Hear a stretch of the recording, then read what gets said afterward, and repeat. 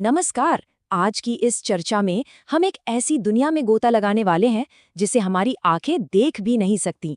यह परमाणुओं यानी एटम्स के भीतर चलने वाले एक बेहद सूक्ष्म लेकिन बेहद शक्तिशाली युद्ध की कहानी है। विज्ञान की भाषा में इसे रेडियो एक्टिविटी या रेडियो धर्मिता कहा जाता है। अब रेडियो एक्टिविटी का नाम सुनते ही शायद थोड़ा डर लगता है ना?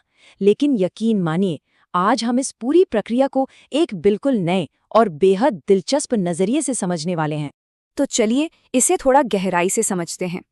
एक अस्थिर रेडियोधर्मी नाभिक को किसी भयानक या खतरनाक चीज के रूप में देखने के बजाय आप उसे एक ऐसे बेचैन और स्ट्रेस से भरे हुए हिस्से की तरह देखिए जो बस किसी भी तरह से शांति और स्थिरता पाना चाहता है।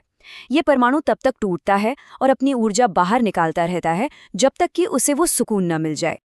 आज के हमारे इस सफर का रास्ता बिल्कुल साफ है। सबसे पहले हम बात करेंगे परमाणु स्थिरता की खोज की, फिर क्षय का चक्र, उसके बाद अल्फा और बीटा क्षय, फिर गामा किरणें और आखिर में सबसे हैरान कर देने वाली प्रक्रिया, प्रकाश से पदार्थ का बनना। आपको बस आराम से बैठकर इस क्वांटम दुनिया के सफर का आनंद लेना है। तो शुरू करते हैं हमारा पहला हिस्सा, परमाणु स्थिरता की खोज, जिसे आप एक एटॉमिक बैटल ग्राउंड भी कह सकते हैं। सोचिए, यूरेनियम या प्लूटोनियम जैसे भारी नाभिक के अंदर असल में चल क्या रहा है? वहां प्रकृति की दो सबसे शक्तिशाली ताकतों के बीच एक महायुद्ध चल रहा है। एक तरफ है स्ट्रॉन्ग न्यूक्लियर फोर्स जो प्रोटॉन और न्यूट्रॉन को एक साथ जकड़कर रखना चाहता है, और दूसरी तरफ है इलेक्ट्रोस्टैटिक फोर्स जो समान चार्ज वाले प्रोटॉनों को एक दूसरे से दूर धकेलने की कोशिश कर रहा है। जब नाभिक बहुत ज्यादा बड़ा हो जाता है तो ये बैलेंस बिगड़ जाता है।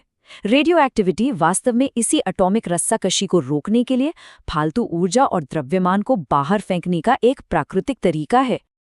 अब आते हैं दूसरे हिस्से पर, क्षय का चक्र। ये स्थिरता की ओर बढ़ती हुई एक घड़ी की तरह है, और ये ग्राफ इस बात को बहुत ही शानदार तरीके से दिखाता है।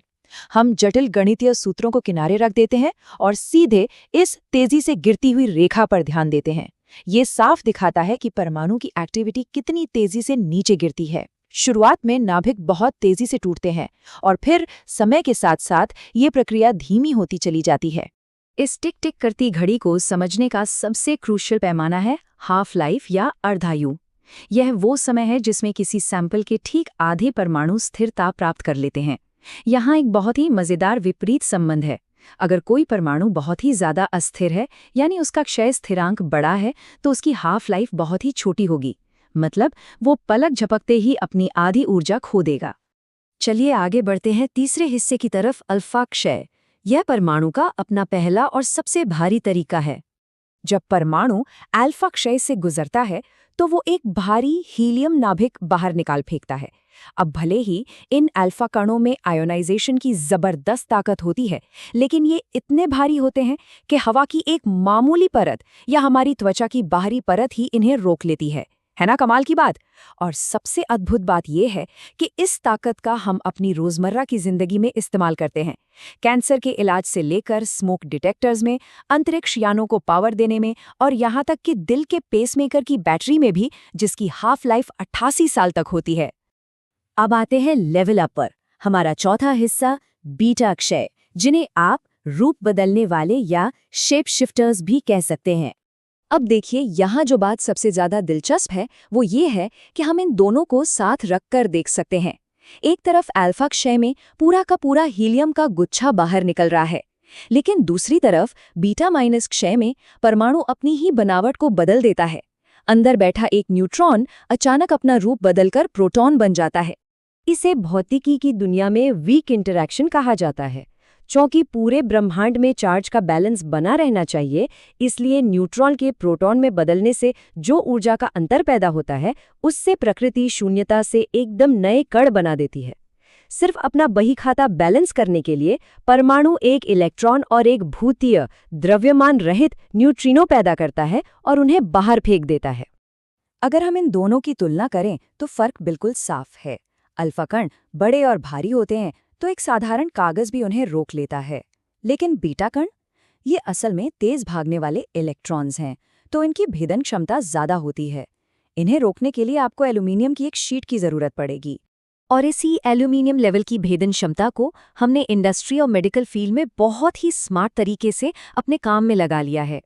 इसका इस्तेमाल आँखों और हड्डियों के कैंसर के इलाज में होता है, कारखानों में कागज़ की मोटाई नापने में होता है और बिना बिजली के चमकने वाली आपातकालीन लाइटों में भी किया जाता है। खैर, अब भौतिक कणों से थोड़ा आगे बढ़ते हैं। हमारा 5वां हिस्सा गामा किरणें। ये कोई कण नहीं बल्कि शुद्ध ब्रह्मांडीय ऊर्जा है। बीटा और गामा में जमीन आसमान का अंतर है। गामा क्षय में मूल परमाणु में कोई भौतिक बदलाव नहीं होता। वो सिर्फ एक ऐसा परमाणु है जो अभी भी अतिरिक्त ऊर्जा से भरा हुआ है, एक्साइटेड है। तो खुद को शांत करने के लिए ये बिना किसी द्रव्यमान वाले हाई फ्रीक्वेंसी फोटोन के रूप में लाखों वोल्ट की शुद्ध ऊर्जा सीधे बाहर फेंकता है। और इस ऊर्जा को रोकने के लिए इसके लिए मोटा कंक्रीट या भारी सीसा चाहिए होता है। गामा किरणों की ताकत का अंदाजा लगाना हो तो जरा इस नंबर के बारे में सोचिए।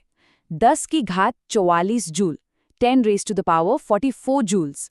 अंतरिक्ष में जब कोई विशाल तारा ढहकर ब्लैक होल बनता है, जिसे हम हाइपरनोवा कहते हैं, तो वो केवल 20 से 40 सेकंड के अंदर इतनी गामा ऊर्जा छोड़ता है।